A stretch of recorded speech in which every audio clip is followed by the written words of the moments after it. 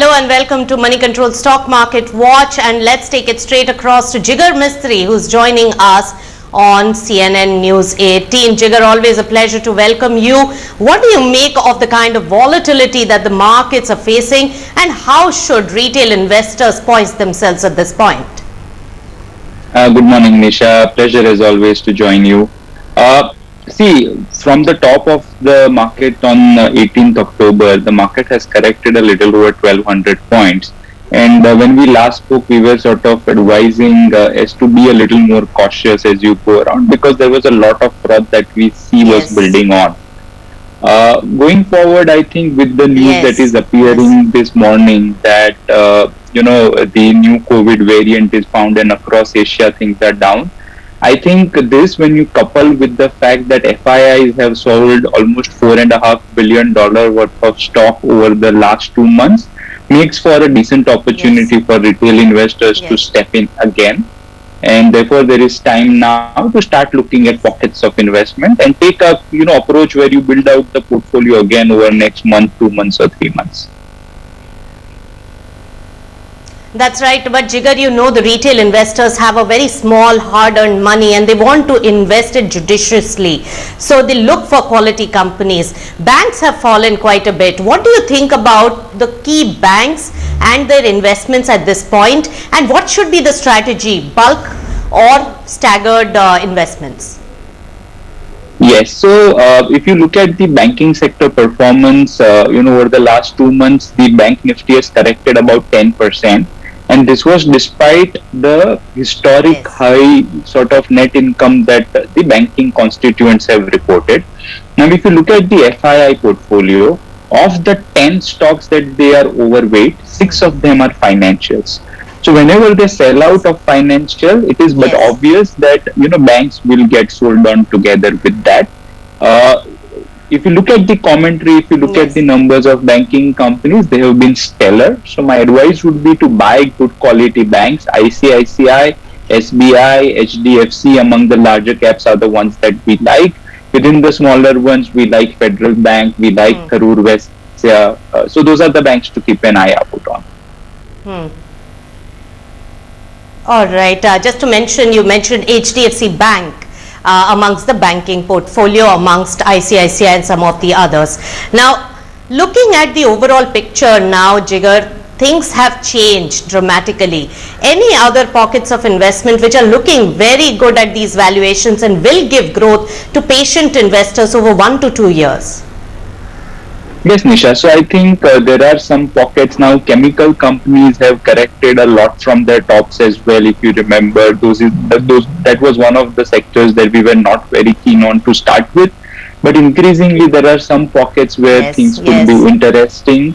IT is another sector which things could be interesting. HCL Tech is one company that we like in that space. Historically, with rise in COVID cases, the IT stocks in India have done fairly well, and the rupee you would see has also gone up to 74.5. So that is one space. HCL Tech or any other large IT company would make sense, and some few companies in the chemicals space. Right. You saw how Paytm performed and how Nykaa has given superlative returns. What is your sense on this space, Jigar?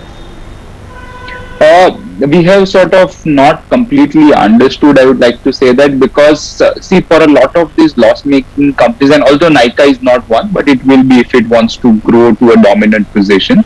So for a lot of these loss-making companies, the funding has to come from the ultra-high duration bonds, which are very sensitive to the US interest rate. So if the funding stops, then the growth stops, and therefore the superlative valuations cannot sustain.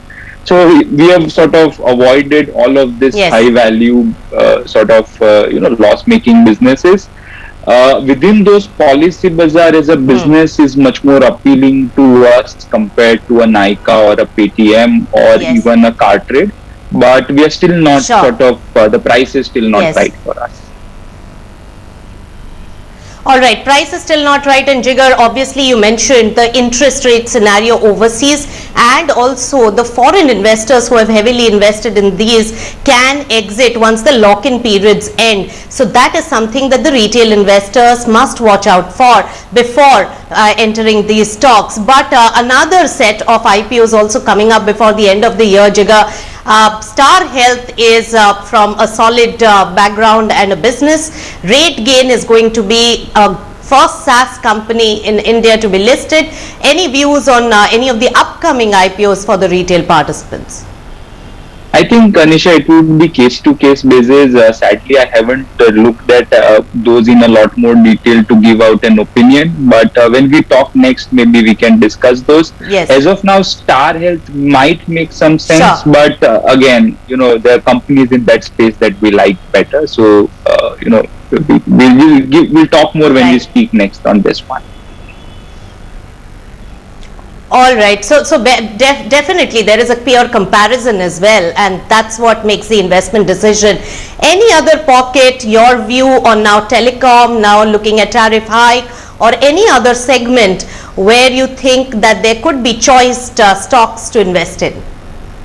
Yes, you mentioned telecom stocks. I think Bharti is a very interesting bet because having taken the price hike, I think the street is still divided whether Reliance Jio will take a price increase or not.